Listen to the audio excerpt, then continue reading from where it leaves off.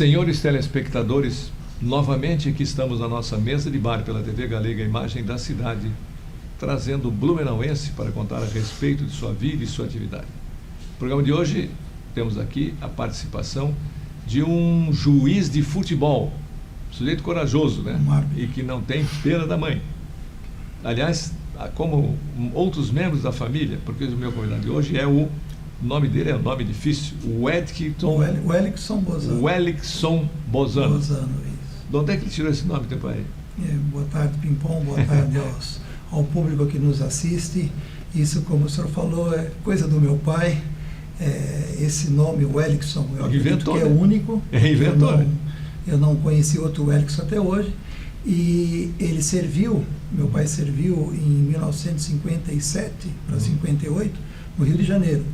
E o coronel do batalhão dele se chamava Wellington. E ele gostava muito dessa pessoa. E ele guardou esse nome diferente e tal. E aí, em 1970, quando eu nasci, ele foi ao cartório registrar. E com certeza, acho que ele não pediu autorização para minha mãe. E registrou como Wellington Bozano.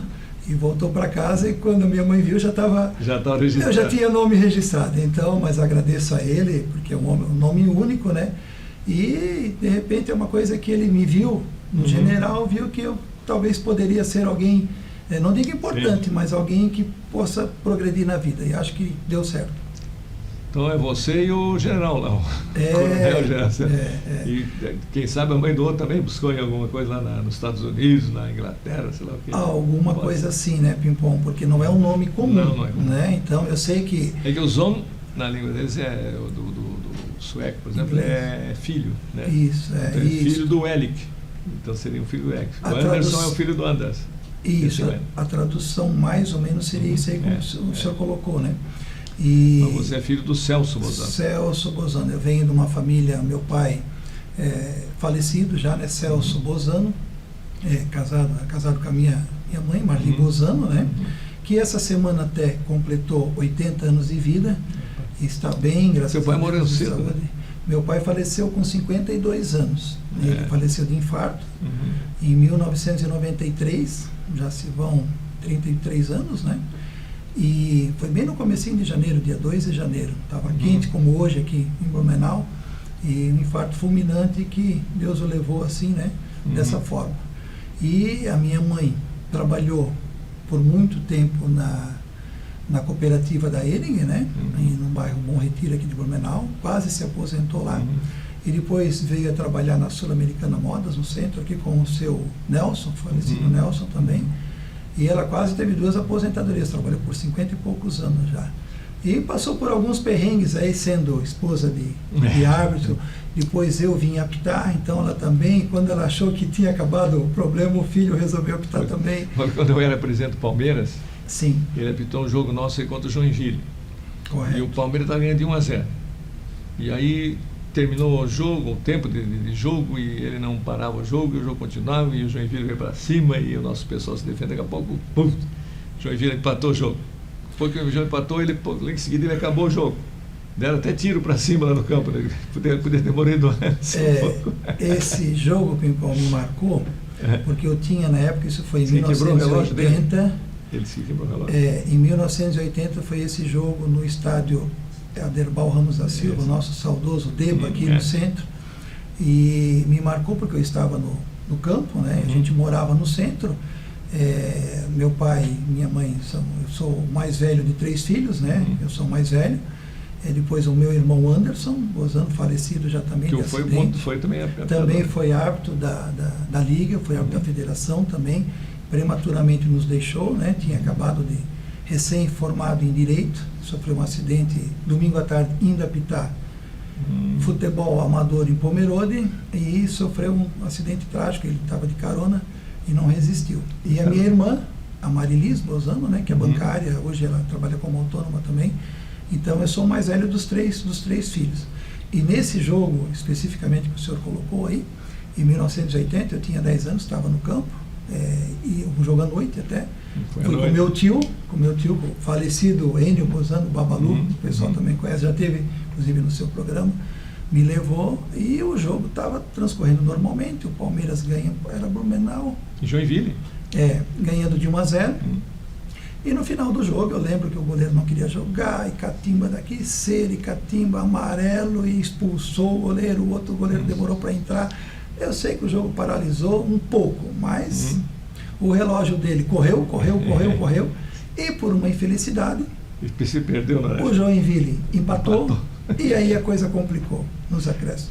Então eu digo que o meu pai já há 40 anos atrás ele estava um pouco adiantado, que ele já deu acréscimo demais, já, que hoje seria natural, mas para aquela época impensável isso. O jogo, né? do Corinthians com o Flamengo deram 10 minutos.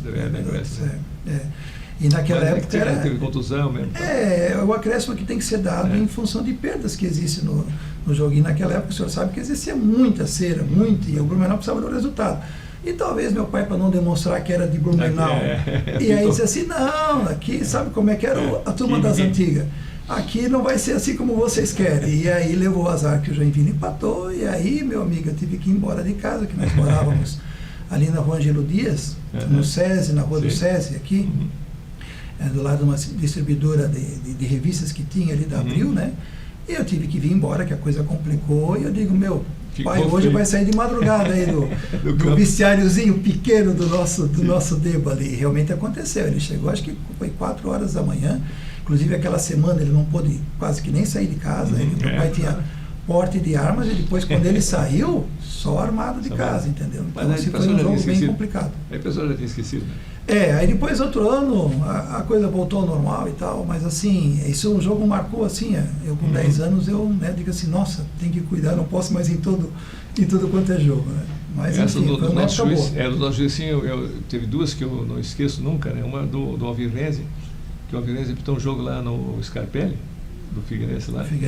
E no final do jogo veio tudo que é jogador para cima dele, né? Para pegar ele botou a bola debaixo do braço e eu me lembro desse bateu jogo. Bateu o recorde mundial de 100 metros. Eu acho que ele deu um pênalti ou não. E aí ele, como estava com a bola debaixo do braço, o pessoal correu atrás dele e ele desafiou o Deve ter guardado a bola, que nem teu pai guardou a bola na inauguração do... Ele fez aquele... Você trouxe a bola aqui? Trouxe a bola. Ele fez aquela corrida com a bola ali, coisa de Olimpíada. Não, ninguém pegou. E aqui eu trouxe uma relíquia que eu tenho, que eu guardo com maior satisfação do meu pai, né? São coisas que a gente tem valor afetivo, né? Essa bola, ela foi usada, ela foi da inauguração da ressacada do estádio do Avaí, que foi dia 15 de novembro de 1983. O Avaí enfrentou o Vasco da Gama. O Vascão, né? Isso, e meu pai apitou esse jogo. E o Vasco ganhou de 6-1. E no último lance do jogo, no escanteio, eu me lembro que eu estava no jogo, eu tinha 13 anos, e no escanteio meu pai pega a bola, levanta assim, né, faz aquele gesto de acabar que nem o Arnaldo César Coelho, e bota debaixo do braço, e aí no vestiário depois ele me diz, presente para você, tu guarda com carinho aí, é um presente do pai. E eu guardei ela, sobreviveu enchente, 2, 3 enchentes, foi sobrevivendo, e disse, bom, agora não vou usar ela. E aí foi guardando, e eu tenho ela até hoje, inclusive tem um DVDzinho ali que mostra os gols, né? E até o Dalmo assinou também, meu tio assinou também aqui, ele foi bandeira, na época era bandeira, tem uma foto aqui para ilustrar, posso mostrar aqui? Pode. Ele foi bandeira amarela, e o bandeira vermelho, o Alan Giovanni Abreu da Silva aqui de... O Alan Giovanni tinha um restaurante depois ali na Nereu Ramos, né? Isso, eu acho que era rosteria, uma coisa assim, né? Acho que era isso, né? Isso, e aí eu digo, olha, fui guardando, essa é uma bola, ela é de 83, ela tem 17, são 43 anos, né? Eu acho que essa bola até eu teria que ver com o pessoal do Avaí, que eles estão pensando em lançar um memorial do Avaí lá, no estádio mesmo, né? Eu acho que o melhor lugar dela talvez seria lá, visto que ela é uma bola que pouca gente, né? Isso é uma coisa que é raro de acontecer. E eu fui guardando as coisas, fui botando na caixa lá e é uma lembrança do meu falecido pai. Agora você está falando do Alan Giovanni. O Alan Giovanni, ele ia comprar carne em Lages. E eu naquele tempo, eu era supervisor da Habitasul, e eu todo mês ia a Lages também. E naquele mês eu fui com a minha mulher e a minha cunhada, e quando a gente ia voltando lá no Alto da Serra, eu tinha um Galaxy, o Galaxy parou, também, meu pai também. Morreu. Aí estava ali, parou um caminhoneiro, o caminhoneiro até veio botar a mão assim para pegar o revólver, porque fui pedir ajuda, ele não sabe se é assalto, né? Naquela época era bem comum. Mas aí o caminhoneiro parou, botamos corda, puxou para um lado, puxou para o outro, mas não teve jeito do carro pegar. Aí, fica aqui, né? Passa o Alan, Pimpão, tá precisando de ajuda? Eu disse, olha, se vocês puderem levar minha mulher e minha cunhada para Blumenau, eu vou ter que ficar aqui para providenciar o conserto do meu carro. Aí ele trouxe as duas. E, poxa, que legal. Aí chegou um rapaz lá que era filho do dono, tinha um armazém lá no fundo, assim, lá no alto da serra. O rapaz chegou e disse, vamos dar uma olhadinha e tal. Alguma coisa eu entendi, né? Aí ele disse, foi a bomba de gasolina.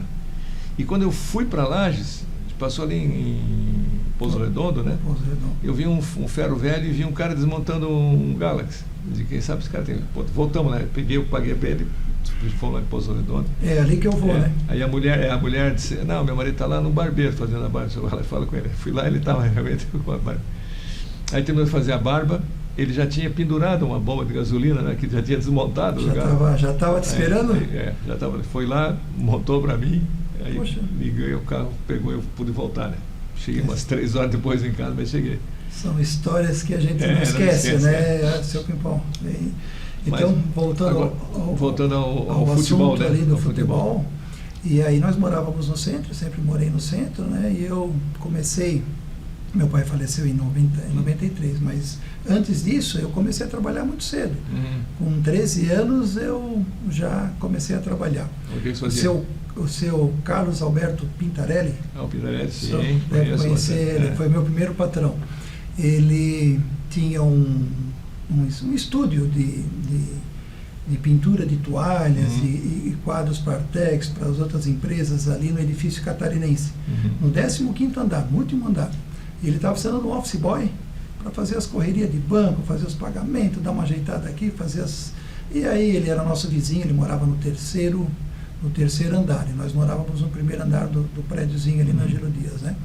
E aí ele conversou com a minha mãe e tal, e aí minha mãe disse, olha, ele trabalha de manhã, mas de tarde ele pode, né, se quiser e tal. Ela perguntou para mim, ele disse, não, vamos embora. Estudava, estudei no Pedro II, né, no colégio Pedro II, ali no centro, no morro ali na Floriano Peixoto, lá em cima. E aí de tarde eu comecei a trabalhar então no edifício catarinense, no 15º andar.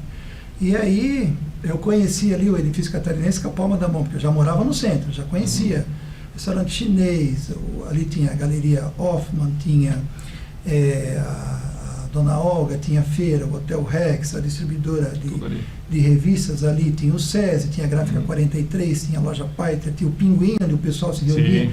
A Liga, inclusive, era na rua 15 de novembro, no edifício Procópio, ali. Então, ali toda sexta-feira os árbitros se reuniam. Então, eu sabia que toda sexta-feira, 7 horas, os árbitros estavam ali. Então, às vezes, eu ia lá escutar as histórias deles, né? E aí, eu já conhecia o centro e tal. E aí, o 15º andar trabalhando. Aí, às vezes, o elevador demorava muito para subir e descer. Aí eu descia até no elevador, até conta essa história, para passar do edifício catarinense para o Albor, tem uma escada. Não tinha. Fizeram, né, uma ligação. Isso, uma ligação. Então, eu descia, era guri, tinha 13, 14 anos, em cima dos caços, como se diz. Descia pela escada, vinha pela escada, atravessava para o Albor e descia o Albor, com o elevador do Albor era mais ligeiro. E às vezes eu ficava esperando o seu Pintarelli deixar as coisas de banco arrumadas, mas eu olhava o relógio e disse, hoje vai ter que ser, tinha Pesque, Banespa, correr, né? Bastante, tinha que correr. Então os caixas já me conheciam, eu deixava na época eram os boletos e promissórias, e deixava, pegava e tal, e dava certo. Mas aí, para não perder muito tempo, eu descia pelo Albor. Às vezes eu subia a escadaria, aquilo para mim era uma alegria. E comecei ali. E foi o único emprego teu antes? Não. O primeiro foi ali, né? Na Pincel Estilo e Criações era o nome da empresa. E aí depois, a minha tia, conversando com a minha mãe, disse, eles precisavam do meu tio. Tinha, junto com o seu Mário Moser, o Antônio Moser, meu tio por parte de mãe. O seu Mário Moser e o Antônio Moser estavam também precisando de gente na Paralelo Soldas, ali na Rua Antônio da Veiga, né? Uma loja de ferramentas e abrasivos e tudo para oficina e tal. E aí eu fui trabalhar ali. Então deixar isso para o segundo bloco do programa. Eu conto essa história. Vamos rodar os comerciais e já a gente volta com o segundo bloco do Mesa de Bar de hoje, que tem a participação do Wellingson Bozan.